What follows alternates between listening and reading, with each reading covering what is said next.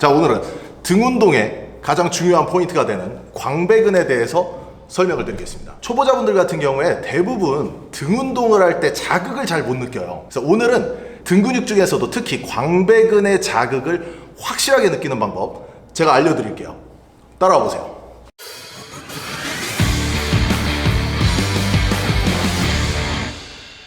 자, 그럼 등 운동에 대해서 정확하게 이해하기 위해서는 광배근을 아주 면밀히 살펴볼 필요가 있겠죠. 그래서 오늘은 광배근을 하나하나 뜯어서 제가 때려박아 드리겠습니다. 광배근, 선생님들도 이제 등 근육을 우리가 회원님들한테 티칭을 하게 되겠죠. 자, 등 운동을 티칭할 때 등에 자극을 못 느끼는 분들이 굉장히 많습니다. 왜 그럴까요? 저는 거기에 대해서 궁금증을 되게 많이 가졌었어요. 그러니까 트레이너 생활을 처음에 했을 때 나는 등 운동을 그냥 대충 해도 자극이 어느 정도 오는데 회원님들은 자극을 못 느껴. 구독자분들 마찬가지인 거예요. 자극을 못 느끼는 분들이 굉장히 많이 계실 거예요. 근데 이걸 왜 못 느끼는지에 대해서 탐구를 하기 시작했거든요. 그러다 보니까 여러 가지 이제 원리들을 찾고 그걸 회원님들한테 대입하면서 원인이 무엇인지에 대해서 내 스스로 조금씩 이렇게 찾아가는 시간이 있었어요. 그래서 오늘은 그 시간을 좀 편안하게 한번 풀어볼게요. 광배근 어떻게 생겨나요? 일단 생긴 거를 정확히 이해하면 굉장히 쉽죠. 더 쉽게. 자, 근육이 뭐예요? 근육이 하는 일. 근육이 하는 가장 대표적인 일이 뭡니까? 수축하고 이완이에요. 그럼 수축하고 이완을 하는 이유가 뭐죠? 근육이 수축과 이완을 하는 이유, 근본적인 이유. 그냥 근육이 하는 일, 뼈랑 뼈를 당기고 늘리는 일이에요. 만약에 뼈와 뼈를 당기고 늘리는 일을 하지 않으려면 우리가 이 근골격계에서 그다지 효용 가치가 없는 근육이 되는 거기 때문에 퇴화되게 돼요. 그래서 우리 몸에 있는 근육들 중에 퇴화가 된 근육들이 있을 수도 있는 거고, 반대로 많이 쓰다 보면 더 발달되는 근육들이 있을 수도 있는 거죠. 그런데 이 광배근이라고 하는 근육은 이 현대 생활에서는 퇴화되기 딱 좋은 포지션을 갖고 있는 근육이에요. 왜냐하면 대부분의 사람들이 이렇게 살거든요.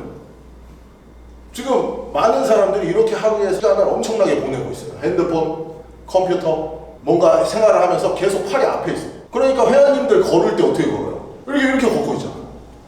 근데 광배근은 알다시피 뒤에 있어요. 근데 이거를 조금 더 이제 정확하게 찾아가는 거죠. 광배근이 어디에서 어디로 정확히 이어져 있는지. 그걸 알면은 어떤 뼈와 가깝게 만들었을 때 광배근이라고 하는 근육을 잘 쓸 수 있다는 게 성립을 시킬 수가 있거든요. 그래서 그거를 한번 볼게요. 자, 광배근은 아주 쉽게 생각하면은 일단은 그냥 척추, 장골, 그리고 상완골. 이 세 가지, 척추는 분절마다 떨어져 있긴 하지만 그냥 통으로 제가 명칭을 할게요. 좀 더 쉽게. 척추와 장골과 상완골의 거리가 가까워지면 광배근의 운동이 성립이 됩니다. 이걸 우리가 해부학 체계는 이렇게 표현하죠. T7에 있다. 흉추 7번에서 천골까지도 이어져 있다라고 표현을 해요. 물론 이제 흉요근막에 의해서 이어져 있긴 하지만 대략적으로 흉추 7번에서 쭉 내려와서 장골에도 흉요근막이 이렇게 붙어 있어요. 그리고 흉요근막에 광배근이 붙어 있는 구조를 갖고 있죠. 그래서 이 상완골에 엄밀히 얘기하면은 이두근구 방향으로 붙어 있어요. 이두근구 안쪽에 붙어 있거든요, 광배근이. 그럼 이 이두근구 안쪽에 있는 이 방향이 척추 방향으로 가까워지거나 장골 방향으로 가까워지면은 운동이 성립이 돼요.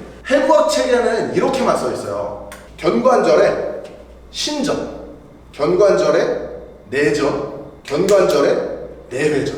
이게 광배근의 기능이다 라고 써 있는데 실질적으로 우리가 일반인 분들을 티칭을 해보면 회원님, 지금 구독자분들도 마찬가지인데 실질적으로 이 기본 기능만 사용을 하면 광배근의 자극을 못 느끼는 사람이 제가 일반 회원님을 티칭했을 때 기준으로 봤을 때는 한 50% 이상은 이 기본적인 기능으로는 광배근의 자극을 못 느껴요. 왜냐하면 내 생활이 이미 이렇게 패턴이 만들어졌기 때문에 거리가 벌려져 있거든요. 이걸 아무리 이 상황에서 신전, 내전, 내외전 백날 해도 자극이 잘 안 오는 거예요. 그럼 여기에 이제 추가적으로 광배근이 가지고 있는 부가적인 기능을 정확히 이해하는 게 좋아요. 상완골이 장골 방향으로 가까워지려면 하나의 기능이 더 있어요. 뭐냐면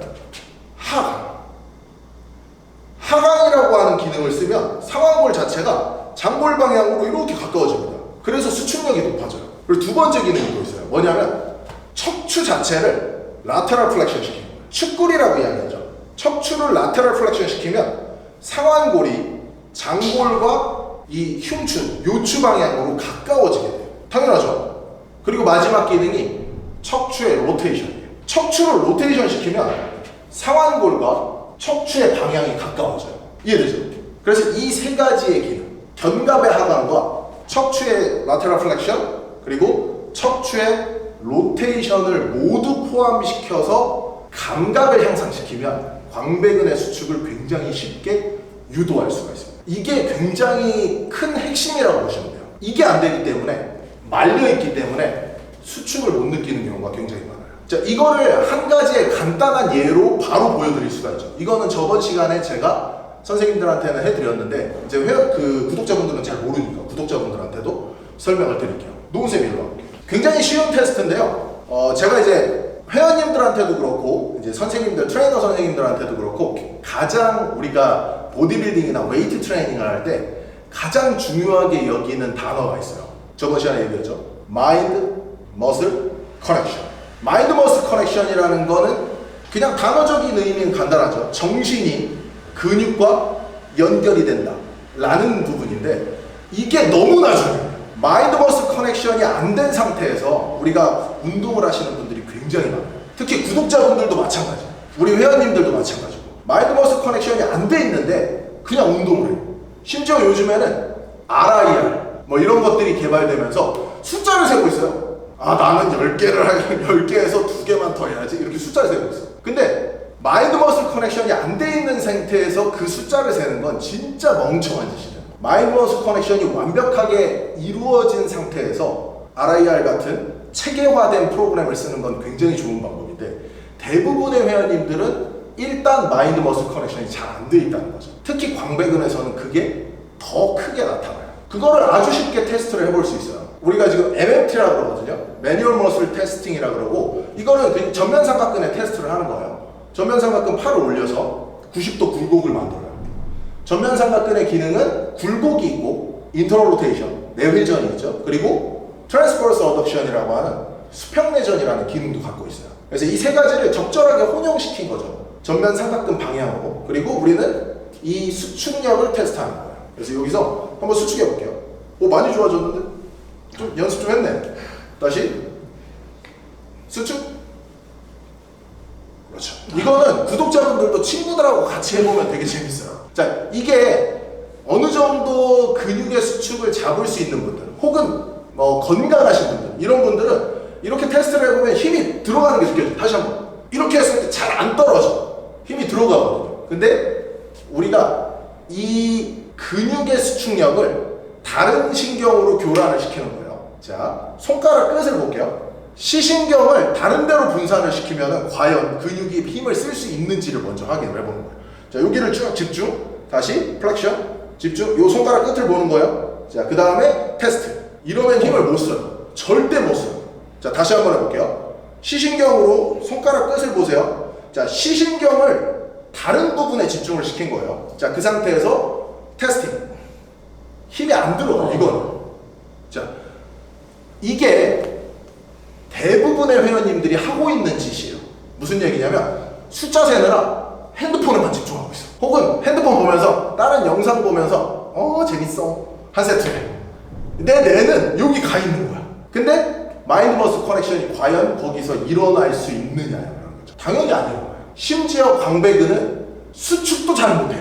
수축 자체를 느껴본 적이 없어. 이런 사람들이 숫자 세고 있는 거예요. 그냥. 그럼 과연 그 사람이 마인드 머슬 커넥션에 할 수 있느냐 이거죠. 수축과 이완을 본인이 느낄 수 있느냐 이거예요. 그것을 느끼지 못한다면 그거는 운동이 아니라 말 그대로 노동이 됩니다.